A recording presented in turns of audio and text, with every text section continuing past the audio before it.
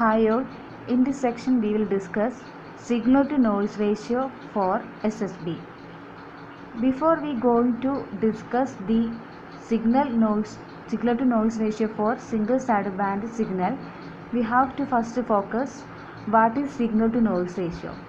Signal to noise ratio is defined as the ratio of signal power to noise power. If S is signal and N is noise, then S by N equal to PS by Pn, where PS is the signal power and Pn is the noise power. In dB, we can write the signal to noise ratio S by N dB equal to 10 log PS by Pn. Okay, and this signal to noise ratio can be written in terms of voltage also. For that, we know power is related to voltage is P is equal to V square by R. Then let if Vn is the noise voltage and Vs is signal voltage, then signal power equal to Vs square by R and noise power equal to Vn square by R. Then signal to noise ratio in dB for in terms of voltage will be S by N dB equal to 10 log Vs square by Vn square, which can be written as 20 log Vs by Vn. This is signal to noise ratio in terms of voltage, and this is signal to noise ratio in terms of power. High signal to noise ratio is good for transmitter and receiver.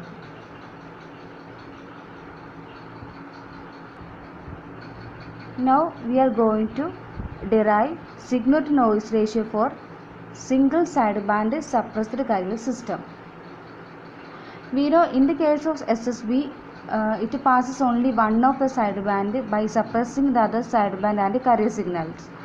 Let the signal for SSB SC is U of t equal to ACM of t into cos omega ct minus or plus AC Mn of t sin omega ct, where M of t is the modulating signal and Mn of t is the Hilbert transform of M of t, that is it having 90-degree phase shift with respect to M of t. This is modulated signal, and the negative sign indicating for upper sideband frequency and the positive sign indicate LSB. Suppose we have a signal U of t which is transmitting from the transmitter to the receiver through a channel. The signal is N of t. It consists of many nodes, and the receiver receiver signal is R of t, and this signal is given to a product modulator. Product modulator is nothing but balanced modulator, and another input which is given to balanced modulator is carrier signal, which is represented as cos omega ct. And we know the function of balanced modulator. Balanced modulator given when we given two input to this balanced modulator, what will be the result? It will produce double sideband suppressed carrier signal. So at the output we will get double sideband suppressed carrier signal, but we need SSB signal only. For that purpose we are passing this double sideband suppressed carrier signal through a low pass filter. Then this filter passes only low frequencies and will be cut off higher frequencies, which result the output is y dash of t. Then at the receiver part, the R of t will be the combination of U of t and N of t. Then it can be written as N of t plus N U of t plus N of t, which is given by AC M of t cos omega ct minus or plus AC Mn of t sin omega ct, plus this noise can be written as Nc of t cos omega ct minus Ns of t in the sin omega ct, and this can be rearranged like this. So we get R of t equal to cos omega ct into AC m of t plus nc of t plus minus or plus AC mn of t minus ns of t into sin omega ct. Okay, now at the receiver side we have r of t and cos omega ct.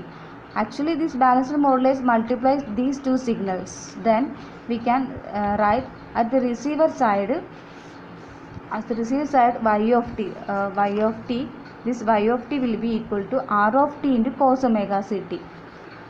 We have r of t and just multiplying the cos omega ct to each of the term, then it will result AC m of t plus nc of t into cos square omega ct plus minus or plus AC mn of t minus ns of t into sin omega ct cos omega ct.